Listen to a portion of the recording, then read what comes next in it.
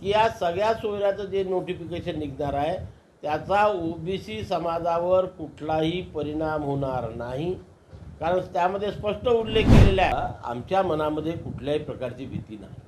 मी सुरुवातीला सांगितलं की आमचा ओबीसी सुद्धा एकवटलेला आहे. आणि सर, जरांगे पाटील आजपासून पुन्हा उपोषणाला बसते, पोलिसांनी परवानगी नाकारली, तुम्ही कसं बघताय सगळ्या? हे बघा की कुठल्याही आंदोलनकर्त्याला कायदा आणि सुव्यवस्थेमध्ये ज्याच्या काही अटी घातलेल्या आहेत त्याचं पालन करूनच आंदोलन करावं लागतं.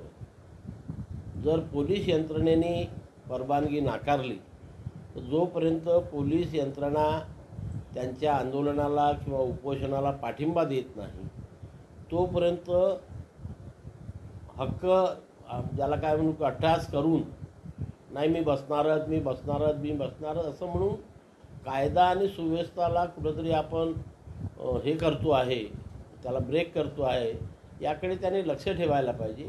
आणि एवढ्या मोठ्या समाजाचं आंदोलन करत असताना त्यांनी जी काही अटी आणि शर्ती शासनाच्या आहेत त्याचं पालन करूनच त्यांनी आंदोलन केलं पाहिजे. आंदोलन करणं हा त्यांचा अधिकार आहे, त्याच्यामध्ये काही चुकीचं नाही आहे. पण ज्या अटी आणि शर्ती पोलीस खात्यांनी आणि इतर खात्यांनी घालून दिलेल्या असतात त्याची पूर्तता प्रत्येक संघटनेच्या आंदोलनकर्त्याला कराव्या लागतात. सर, पोलिसांनी परवानगी नाकारली तरीही आंदोलनावर ठाम आहेत ते, म्हणजे मागच्या जसा प्रकार मागे घडला तसा प्रकार घडण्याची शक्यता सुद्धा त्यामध्ये दिसून येते. नाकारता येत नाही, कारण पोलीस यंत्रणेने परवानगी नाकारल्यानंतर ते त्यांना उपोषणाला बसण्यापासून किंवा मज्जाव घालतील, अडथळा निर्माण करतील.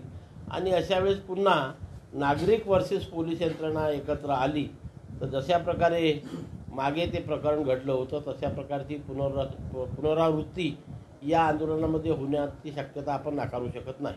सर, आता ग्रामपंचायतनं या म्हणजे आंदोलनासाठी ठराव घेतला, त्यात समान मतं पडली, नंतर सरपंचांनी त्यात आपलं मत टाकून जे आहे त्या गावात आता या आंदोलनाला परवानगी दिलेली आहे, मात्र कुठेतरी समान मतं पडली याचा अर्थ त्या आंदोलनाला विरोध आहे त्या गावात.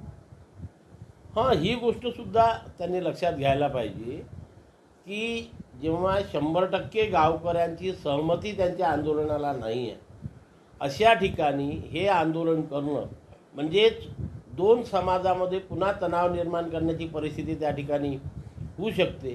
सुरुवातीपासूनच हा विरोध ज्या ठिकाणी आहे की अर्धी मतं त्यांच्या बाजूने आहे आणि अर्धी मते त्यांच्या विरोधात आहे, तर याची काळजी आणि याची नोंद त्यांनी घ्यायला पाहिजे की जेव्हा त्या गावचे 100% लोक आपल्यासोबत नाही आहे तर अशा ठिकाणी पुन्हा आपण आंदोलन करून ज्या गावामध्ये आपण आंदोलन करतो आहे त्या गावामध्येच जर तणाव निर्माण होत असेल तर त्याचे परिणाम भविष्यामध्ये संपूर्ण महाराष्ट्रामध्ये होऊ शकते. आणि मग एक पर्टिक्युलर समाज वर्सेस ऑल अशा प्रकारची परिस्थिती जर निर्माण झाली तर या महाराष्ट्रामध्ये अशांतता निर्माण व्हायला वेळ लागणार नाही.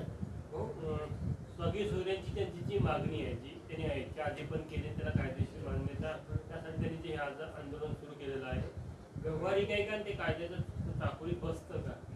नाही, हे बघा, सरकारने सगळ्या सोयऱ्यांचं ड्राफ्ट नोटिफिकेशन काढलं तेव्हाही आम्ही त्याला विरोध केला नाही. आणि सरकारने तेव्हा वारंवार सांगितलं की एवढ्या हरकती आलेल्या आहेत, त्या हरकतीचं निराकरण झाल्यावर त्या ड्राफ्टचं अंतिम प्रारूप आम्ही निर्गमित करण्याकरता तयार आहोत. आता कुठल्या परिस्थितीमध्ये ते आहे, काल परवाच आचारसंहिता संपलेली आहे, त्यामुळे ते प्रक्रिया पूर्ण झाल्यावर जर त्यांनी अंतिम ड्राफ्ट काढला तरी आम्हाला काही फरक पडणार नाही, कारण मी वारंवार सांगितलेलं आहे की या सगळ्या सोयऱ्याचं जे नोटिफिकेशन निघणार आहे त्याचा ओबीसी समाजावर कुठलाही परिणाम होणार नाही, कारण त्यामध्ये स्पष्ट उल्लेख केलेला आहे की ज्यांच्याकडे आजोबा, पणजोबा, खापर पणजोबा, वडील यांच्या महसुली किंवा शैक्षणिक कागदपत्रावर मराठा कुणबी किंवा कुणबी मराठा लिहिलं असेल त्यांना ते प्रमाणपत्र दिल्या जाईल. ज्यांच्या वडील, आजोबा, पणजोबा किंवा खापर पणजोबा यांच्यावर नोंद नाही त्यांना कुठल्याही परिस्थितीमध्ये कुणब्यांचं म्हणजेच पर्यायाने ओबीसीचं प्रमाणपत्र दिल्या जाणार नाही असा स्पष्ट उल्लेख त्या ड्राफ्ट ऑर्डिनन्समध्ये आहे. आणि त्याच्यामुळे ओबीसी समाजावरती त्याचा फारसा परिणाम होणार नाही आणि म्हणून आम्ही त्याची दखल घेतलेली नाही.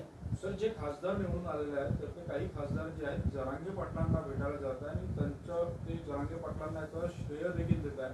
त्यामुळे जे जरांगे पाटलाचं आंदोलन झालं त्या आंदोलनाचा फायदा मराठा समाजाला झाला असं म्हणावं लागेल. नक्कीच म्हणावं लागेल. पर्टिक्युलरली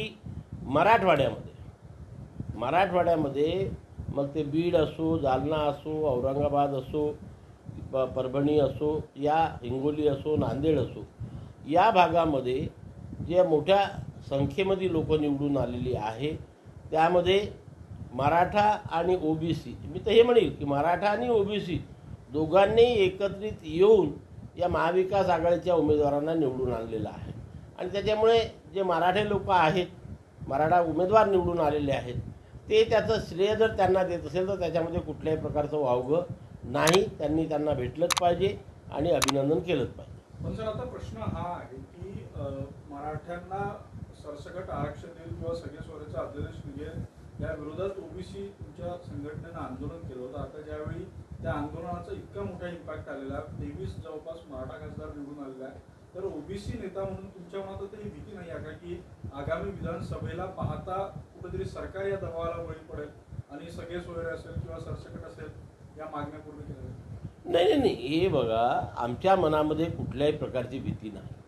मी सुरुवातीला सांगितलं की आमचा ओबीसी सुद्धा एकवटलेला आहे आणि हे जे आपण म्हणतो की बा 23 आणि 24 मराठा खासदार निवडून आले, या महाराष्ट्र राज्यामध्ये एवढ्या मोठ्या प्रमाणामध्ये मराठा समाजाचे खासदार निवडून येण्याची काही ही पहिली वेळ नाही आहे. जेव्हापासून महाराष्ट्र राज्य तयार झालं तेव्हापासूनचा इतिहास जर आम्ही बघितलं तर या महाराष्ट्रामध्ये मराठा जातींच्या लोकप्रतिनिधीचं वर्चस्व राहिलेलं आहे. कारण मराठा ह्या शब्दाकडे पाहण्याचा दृष्टिकोन महाराष्ट्रामध्ये राहणाऱ्या जनतेचा वेगळा आहे. महाराष्ट्रामध्ये राहणारा